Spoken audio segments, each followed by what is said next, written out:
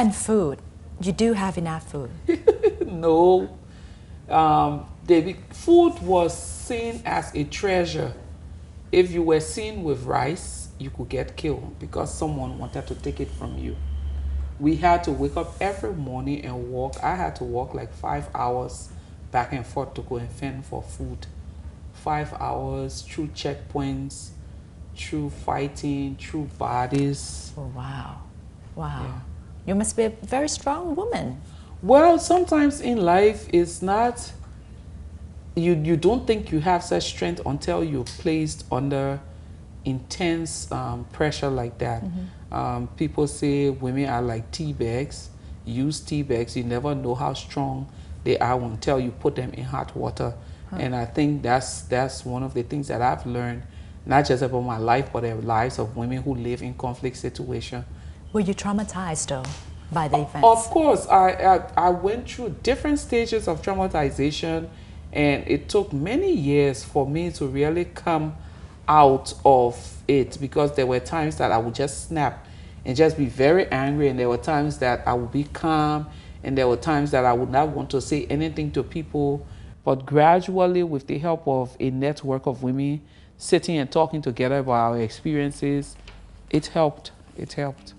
ในปี 1998 โบวีได้ทำงานเป็นอาสาสมัครที่โบสถ์เพื่อช่วยเยียวยาผู้ที่เดือดร้อนจากภัยสงครามและต่อมาในปี 2002 เธอได้จัดตั้งเครือข่ายเพื่อสันติภาพผู้หญิงแห่งไลบีเรียและทำให้คนตกตะลึงเพราะสามารถรวบรวมผู้หญิงคริสเตียนและผู้หญิงมุสลิมนับพันคนให้ร่วมมือการประท้วงโดยสันติเพื่อเรียกร้องสันติภาพ Now you first worked for a church and then later on you work as a coordinator of the Women in Peace Building Network of Liberia. Yeah. Was it a very new modern idea at that time to work, for an all women organization? Idea. The idea was that West Africa at the time was plagued by a lot of conflict. Internal conflict. Liberia, Sierra Leone, Guinea had its share. Cote d'Ivoire was having her own problems. We decided to start a West Africa Women in Peace Building Network. And I took that concept and back home to start a Women Peace Building Network. The idea was to have a group of women that would dedicate their time, their life, and their energy to doing community peace building activities. And so it was new because, yes, we're going through war, but most of the time when there were conversations about peace, you predominantly had men in the room. So all of a sudden here we were bringing a group of women together to say, let's work and do peace work. Why do you think women can play an important role in peace building? I think women can play important roles in peace building because, one, I always say he who bears the greatest pain of any situation has some of the answers for that particular situation. When you look at conflict and conflict context, who are the ones who bear the greatest brunt? It's the women. They are the ones raped, they are the ones abused. But even before then, women are the ones who are in the community, and most often they have a knowledge of what and when or why a particular conflict started. And because people tend to minimize that knowledge as local knowledge, that's why they don't bring them to the formal table. But most often it's the women, and because they have such knowledge, women are knowledgeable about conflict. They understand the context, they understand the people they're working with. Most of the combatants in communities have engaged with these women either as mothers or cousins or aunties or just as school teachers or nurses or doctors. So they who understand these young people, why don't they engage with them? Weren't you afraid? Were you threatened? Well, we were threatened, but afraid, no. I've lived with fear. I was 17 when the war started, and I was 31 when we started our activism work. That gap of years. There's no more fear. You're numb to fear. Because you ask yourself, what is there to be afraid of? Is it dying? You've seen people being killed. You've come close to dying. You've experienced the worst. So what is there to be afraid of? What was the feedback or response of the public in the beginning? Like, what were these women doing? Well, toothless bulldogs. They're seeking political recognition. They will soon get tired. They're looking for money. That was it. But then, first they, like Gandhi says, first they ignore you. Then they start to pay some attention to you. Then they acknowledge you, but then start having respect for you. So those were the kinds of things that happened. First, we were dismissed. Eventually, we're like, they've lasted a month. Maybe they're serious about this action that they're taking.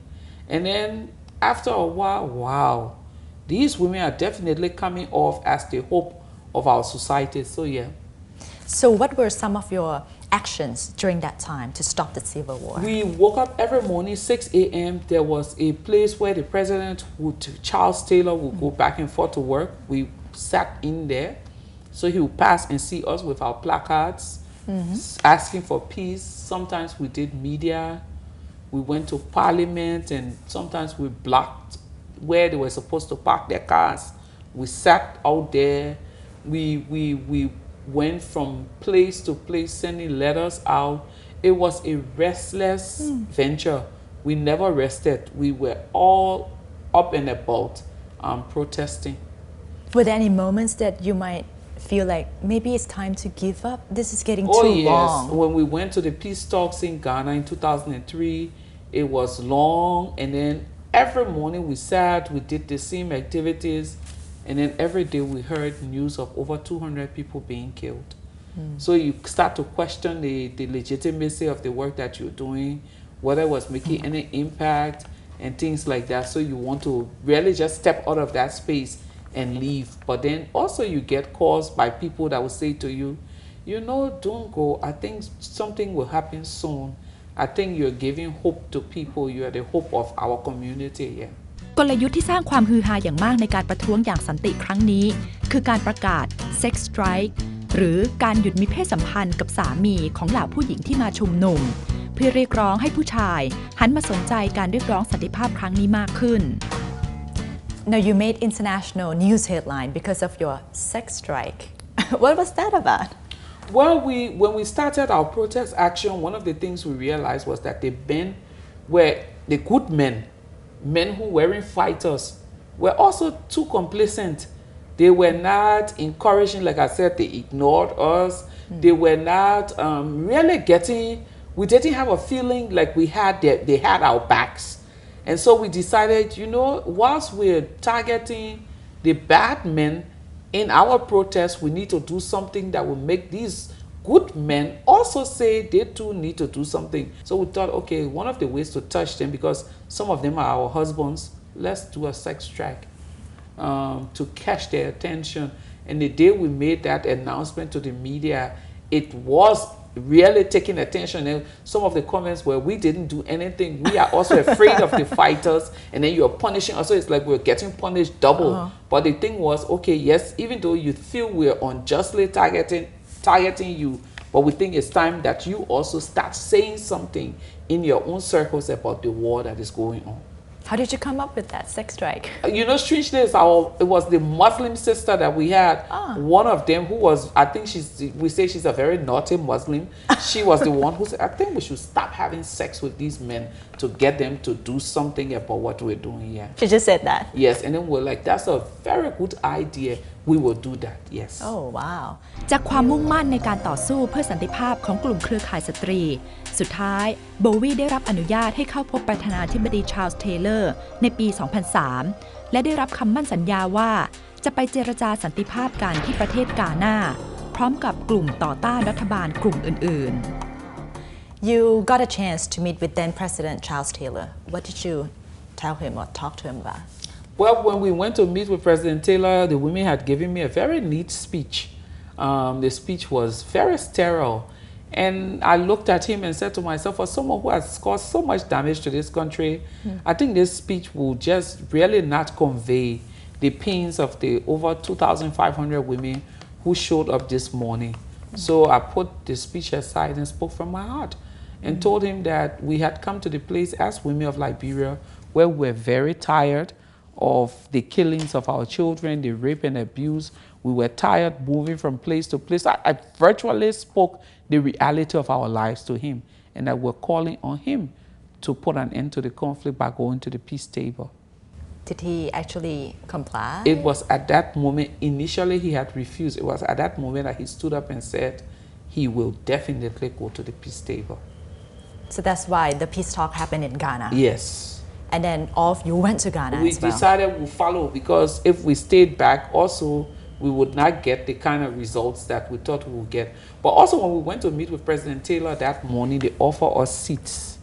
They gave us chairs to sit. The women were sitting down on the floor. We were up, and they offered us seats, and we refused the seats and sat on the floor in solidarity with our sisters who were sitting on the floor.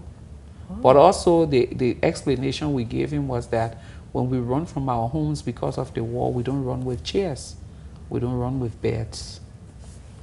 Oh, wow. And then in Ghana, you went to the conference, I mean, you and the other sisters, and then also protest there? We protested for many days, and then we didn't see like anything was really happening.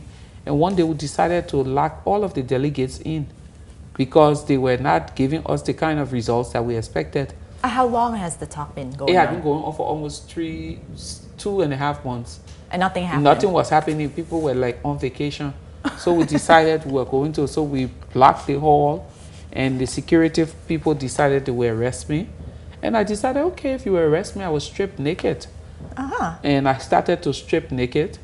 They came and said, no, don't do that. But in the rage of our moments, we had to let the warlords and the world know that we had gotten to the point where we were tired and nothing was changing, and we're taking action because nothing was changing. Was it a curse or a bad omen in Africa? It's a bad omen to strip naked, especially in pain. For a woman to strip naked in pain is like a curse, you know. So when we tried to do that, someone asked one of the warlords, why were they all jittery? I mean, for a group of people who have committed the worst rape. And he said there was not a single man in that room that didn't ask himself, what have we done to bring our mothers to this place? So it actually worked? Yes. And you got peace in 2003? Yes, 2 weeks later, a peace agreement was signed. Yes.